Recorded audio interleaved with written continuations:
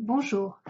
Il revient très souvent sur le groupe de victimes de pervers narcissiques que j'administre sur Facebook, une question qui est celle-ci. Est-ce que le pervers narcissique choisit son héritier psychologique parmi ses enfants? Cette question, en fait, elle revient très très souvent et elle a son sens. C'est assez angoissant de voir l'enfant devenir ou avoir des comportements qui ressemblent en tout cas à celui du parent toxique. Et donc cette question est tout à fait légitime. Alors, je ne sais pas précisément si le pervers narcissique va choisir son héritier parmi ses enfants. Néanmoins, il va profiter du tempérament de l'un de l'autre. Il ne faut jamais oublier une chose, c'est que le pervers narcissique n'agit que par intérêt personnel, uniquement par intérêt personnel.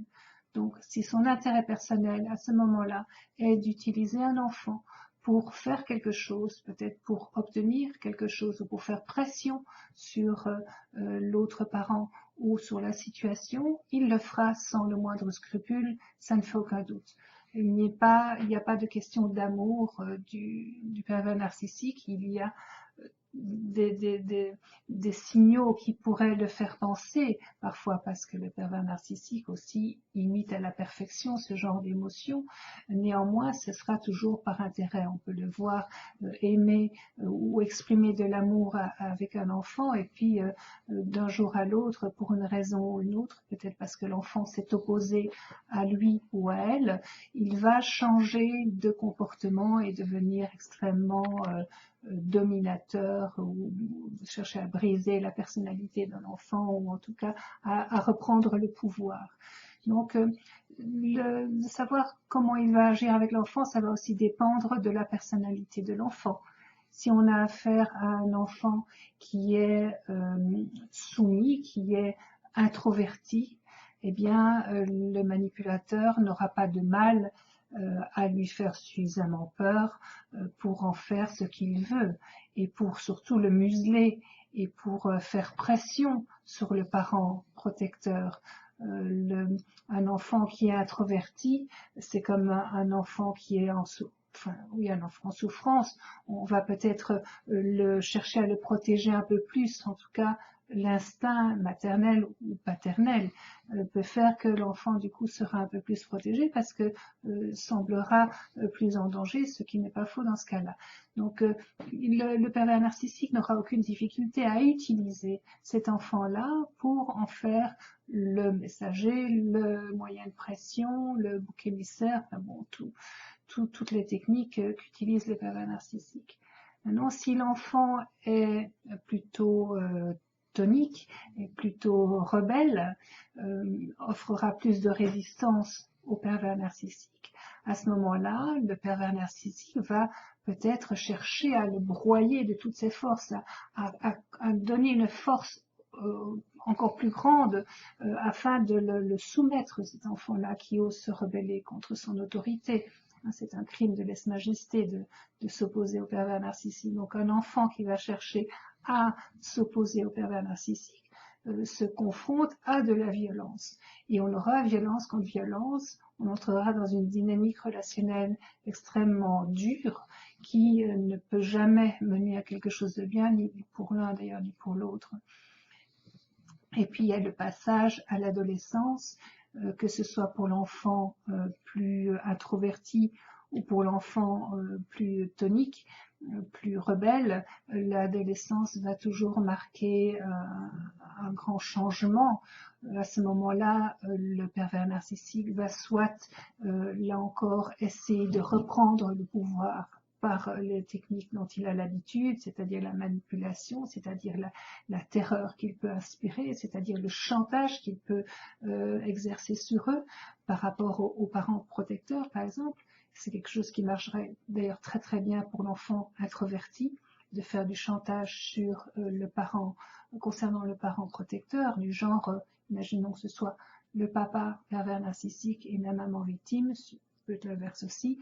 Le pervers narcissique va dire à l'enfant, écoute, si tu n'es pas docile, si tu fais pas ce que je te demande, c'est ta mère qui morflera. C'est quelque chose que l'on voit, que j'entends tout le temps.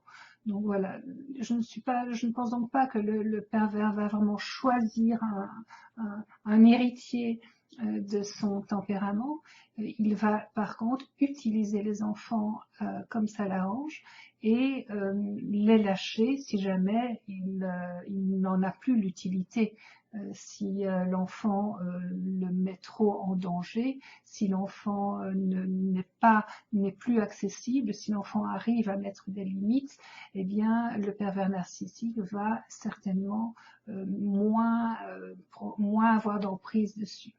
Donc, il est important que le parent protecteur, qu'il soit le père ou la mère, que le parent protecteur offre à l'enfant un cadre suffisamment sécurisant, même si c'est un cadre à mi-temps, la garde partagée, même si c'est un cadre à très peu de temps, mais au moins que chez ce parent protecteur, il y ait un cadre qui est bien défini, qui est connu, qu'il y ait également une joie de vivre, même si la situation ne porte pas à rire, mais c'est quand même important d'apporter à l'enfant un épanouissement pendant ce temps-là, et des valeurs familiales, des valeurs de ce groupe familial-là qu'il va pouvoir adopter, espérons-le, et s'en servir pour grandir harmonieusement. Alors pour terminer sur une touche encore plus positive, il faut aussi comprendre que l'enfant qui vit dans cette situation toxique apprend énormément de choses, surtout s'il a un parent protecteur qui est au courant des choses et qui est bien renseigné, qui est peut-être accompagné et qui va donc pouvoir bien apporter aux enfants ce dont ils ont besoin. Donc ces enfants-là vont connaître la manipulation, vont connaître les règles de ces jeux pervers, et on le sait, vous comme moi, que dans le monde aujourd'hui, plus que jamais d'ailleurs, c'est un monde très difficile dans lequel on est entouré de manipulateurs. Je ne parle pas de pervers narcissiques, mais on est entouré de manipulateurs, on est entouré de narcissiques. Le monde aujourd'hui est narcissique. Aujourd'hui, on filme la personne qui se noie, mais on ne va pas plonger dans l'eau pour aller le rechercher.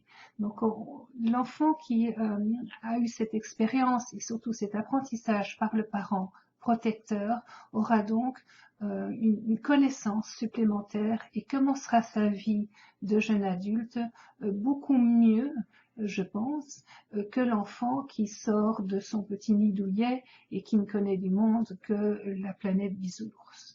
Donc voilà ce que je pense. J'espère que ça répondra un peu à vos questions. J'en parlerai certainement beaucoup plus longuement dans un article ou dans un livre prochainement. Au revoir.